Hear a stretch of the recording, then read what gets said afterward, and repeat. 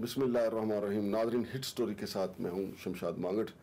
नाज़रीन, आप जानते होंगे कि गुज़िश्ता दिनों फवाद चौधरी जो साबिक वफाकी वज़ीर हैं, उन्होंने भी जजेस की पेंशन और प्लाटों की अलाटमेंट से मुतल्लिक बड़ा अहम इशू उठाया था।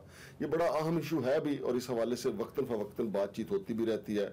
हाई कोर्ट में, इस्लामाबाद हाई कोर्ट में ये केस भी गया था।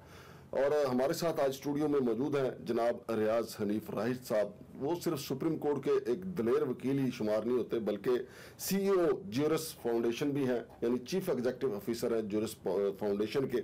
इसके अलावा उनका एक तारफ ये भी है, जो आर्मी एक्ट में तरमीम हुई थी सुप्रीम कोर्ट ऑफ पाकिस्तान के हुक्म पे हालिया, जिसका इल्ज़ाम इमरान खान साहब पे भी आता है कि वो भी उसका हिस्सा थे, फिर नून लीग भी साथ शामिल होगी, फिर जाके आर्मी एक्ट में वो तरमीम हुई।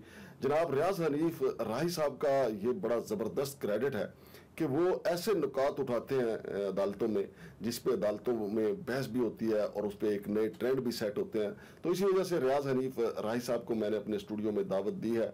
तो लेकिन पहले उससे ज़रा ये गुफ्तगू सुन लें कि फवाद चौधरी साहब ने क्या मामला उठाया है जजों के प्लाटों की अलाटमेंट और जजों की पेंशन से मुतल्लिक।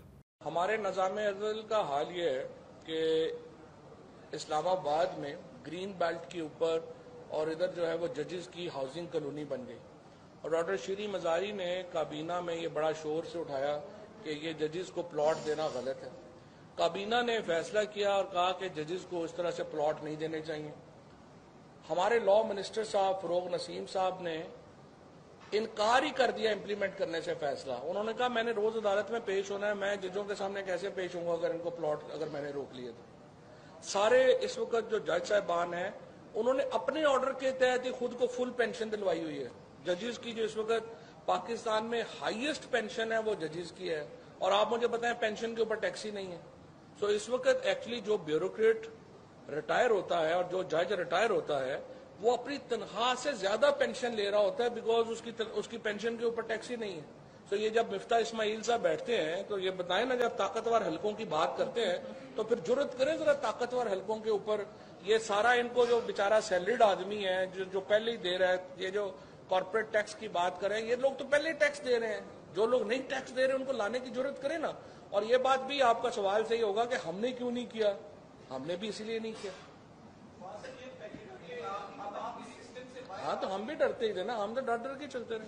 जी रियाज राही साहब, आपने सुना कि फवाद चौधरी साहब जो हैं वो उनके चचा जो हैं वो chief justice Lahore high court भी रहे हैं, और उन्होंने बड़े अहम एक नुक्ते की तरफ तवज्जो दिलाई है कि जजों की पेंशन इतनी ज़्यादा है, उनके ऊपर टैक्स नहीं लगता, फिर प्लाटों की अलाटमेंट भी उनको होती है।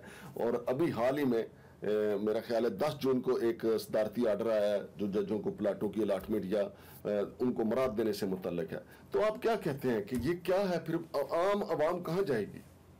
बिस्मिल्लाहिर्रहमानिर्रहीम। ये दरअसल 3 इश्यूज़ हैं।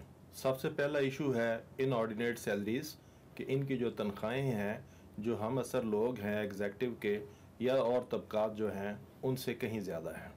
नंबर 2, प्लाटों की गैर कानूनी प्लाटों की अलाटमेंट। नंबर 3, इनकी पेंशन्स जिसके बारे में आप फवाद चौधरी साहब का कह रहे हैं कि फवाद चौधरी साहब ने इसके ऊपर प्रोग्राम किया। अब ये तीनों टॉपिक के ऊपर अलग-अलग गुफ्तगू हो सकती है। जी जी। तो आइन का आर्टिकल 25 बड़ा क्लियर है, आइन की दूसरी प्रोविजन भी बहुत क्लियर हैं, 2A, 4, 9, 25, और ये जजेस की फिंगर टिप पर है। ये तो उनको खुद से जानना चाहिए कि वो खुद कानून की वायलेशन कर रहे हैं, पर ऐसा क्यों है? अब देखें कि एक एग्जेक्टिव में भर्ती होता है असिस्टेंट कमिश्नर, वो हजारों में तनख्वाह लेता है, लेकिन उसके पैरेलल अगर एक सिविल जज भर्ती होता है वो लाखों में तनख्वाह शुरू से ही लेता है। फिर एक अगर हाई कोर्ट का जज है वो मिलियन में तनख्वाह लेता है, और एक उसके पैरेलल दूसरा देखें चीफ कमिश्नर है ICT का, वो 1.5-2 लाख रुपए तनख्वाह लेता है। इसी तरह से प्रेसिडेंट ऑफ पाकिस्तान है, उसकी भी तनख्वाह इतनी नहीं है, 5-6 लाख रुपए के करीब तनख्वाह है। मगर वो सुप्रीम कोर्ट के जजेस के जो पर्क्स एंड प्रिविलेजेस मिला के एक जज का 25-25 लाख रुपए के करीब उनके बेनिफिट्स बनते हैं माहाना। तो इस तरह से करके ये जो इनऑर्डिनेट सैलरी है ये दरअसल सरकारी करप्शन है, और ये सरकारी तौर पर ये जो इनको ज़रूरत से ज़्यादा बेनिफिट्स दिए गए हैं इसका भी एक क्रिमिनल पर्पस है, so that they may remain slow against state, कि वो रियासत के खिलाफ ऑर्डर पास करने में मोहतात रहें और स्लो रहें, और जो कि नजर भी आता है। लेकिन रियाज साहब, मैं यहाँ पे आपकी बात काटूंगा। मैंने तो ये सुना था कि इस बड़ी मराद के पीछे ये सोच है, क्योंकि जजों ने लोगों को इंसाफ फराहम करना है, कोई जज बिक ना जाए, कोई जज रिश्वत ना ले ले, तो उनको इतनी मराद दी जाए कि वो मतलब राजी रहें, लेकिन इंसाफ जो है वो लोगों को उनकी दहलीज पे या तराजू जो है इंसाफ का वो बराबर रखे, इसलिए उनकी ज्यादा मराद रखी गई थी। देखें, हमेशा जरूरतमंद ही काम करता है, लेकिन जो बसियारखोर है या जिसने पेट भर के खा लिया, वो कभी भी ना पहलवान कुश्ती लड़ सकता है अखाड़े में, ना बॉक्सर लड़ाई लड़ सकता है।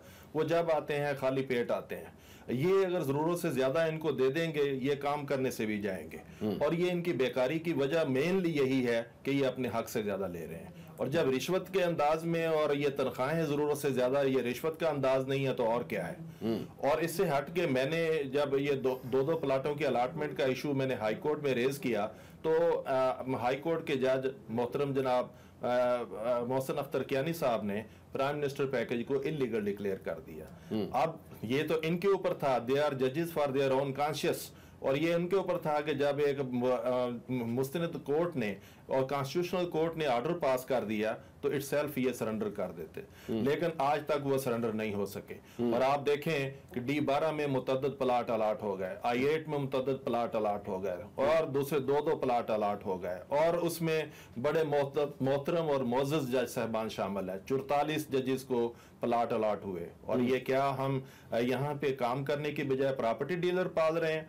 आपने देखा अयाज मीर साहब ने तकरीर करते हुए मैरियट होटल में कहा कि मुल्क प्रॉपर्टी डीलरों के हाथ में है।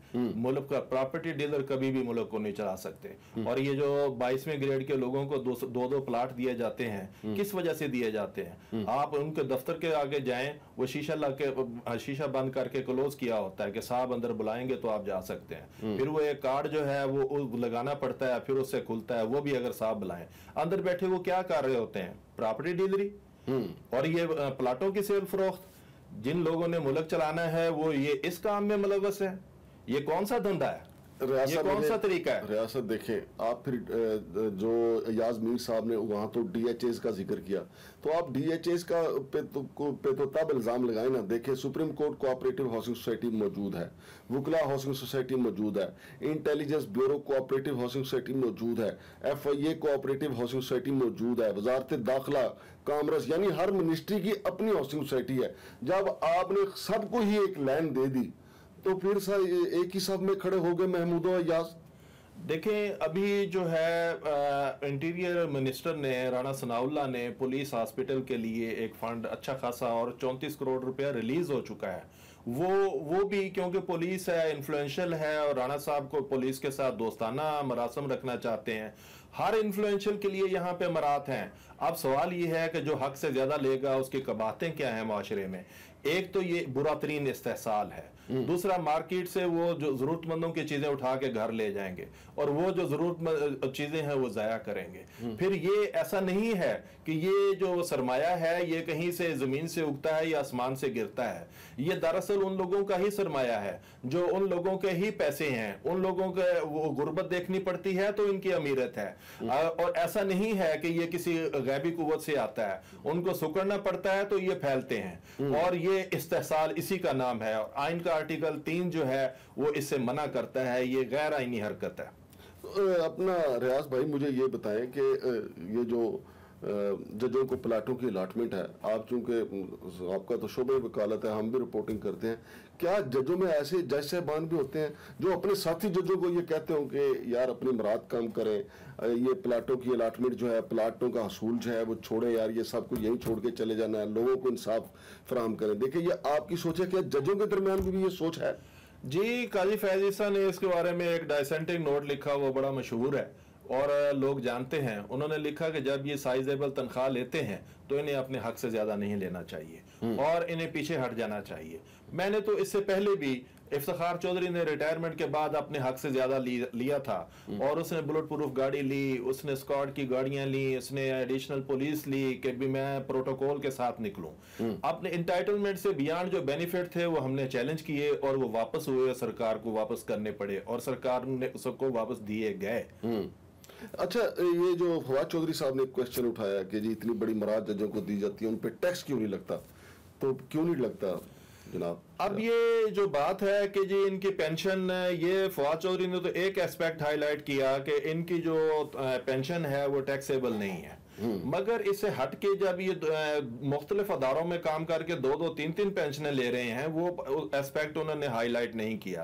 अब रिटायरमेंट के बाद, और रिटायरमेंट की एज अगर कानून में मुख्तस की गई है तो उसका कोई मतलब है, उसके बाद आप फिर उसको दोबारा से कोई ना कोई सर्विस दे दें, फिर सर्विस देने के बाद फिर उसको वो उधर से भी पेंशन लेता रहे, उधर से भी, तो ये आप कौमी खजाने को डबल बर्डन करें या ट्रिपल बर्डन करें या फोर्थ बर्डन करें, तो ये एक बड़ी ताज्जुब की बात है, और ये ओपन हो रहा है, ये करप्शन नहीं है तो और क्या है। सही, तो इसका कोई हल भी बताए ना जनाब रियाज हनीफ राही साहब जी। अगर आप पेंशन के हवाले से बात करते हैं तो किसी भी सरकारी मुलाजम की पेंशन लाख रुपए से ऊपर नहीं होनी चाहिए, और ये यूनिफॉर्म होनी चाहिए, और कौमी खजाने के ऊपर बोझ है, जो पेंशनों में पैसा दिया जाता है ये बहुत बड़ा बोझ है। आप देखें अब मुल्क किन हालात से गुजर रहा है, लेकिन गवर्नमेंट जो ताकतवर लोग हैं उनमें बंदरबाट कर रही है। बहुत शुक्रिया जनाब रियाज हनीफ राही साहब। नाजरीन, हम अपने भाई को, ये मेरे दोस्त हैं बड़े पुराने, मैं चूंकि सुप्रीम कोर्ट कवर करता रहा तो इनकी कोई ना कोई दरख्वास्त, या फिर इनके क्लाइंट भी काफ़ी हैं, ये पेश होते रहते हैं, तो इंशाल्लाह हम कोशिश करेंगे कि मुख्तलिफ आइनी और कानूनी अमूर पर उस पर की वजाहत के लिए अपने भाई को तकलीफ देते रहें, उनको बुलाते रहें। अभी इनसे हमने वकला हाउसिंग सोसाइटी के हवाले से भी अगले प्रोग्राम में हम इनसे बात करेंगे, supreme court cooperative housing society के हवाले से भी बात करेंगे इनके साथ कि उनका क्या स्टेटस है या क्या होना चाहिए, क्योंकि यहाँ पे इस्लामाबाद में अब ये ट्रेंड है कि जितने इदारे हैं, जितनी वजारतें हैं, सबकी अपनी अपनी हाउसिंग सोसाइटी है, हत्ता कि देखें कि FBI उनकी भी अपनी हाउसिंग सोसाइटी है, तो क्या इंसाफ होगा, क्या आम आदमी के लिए होगा? सिर्फ DHA को इल्ज़ाम दे देना काफ़ी नहीं है, या उनके ऊपर इल्ज़ाम थोप के घर बैठ जाएं। अब तो सब के सब जो हैं वो एक ही साथ में खड़े हुए हैं। तो नाज़रीन, शमशाद मांगट को इजाज़त दीजिए, अल्लाह हाफिज़।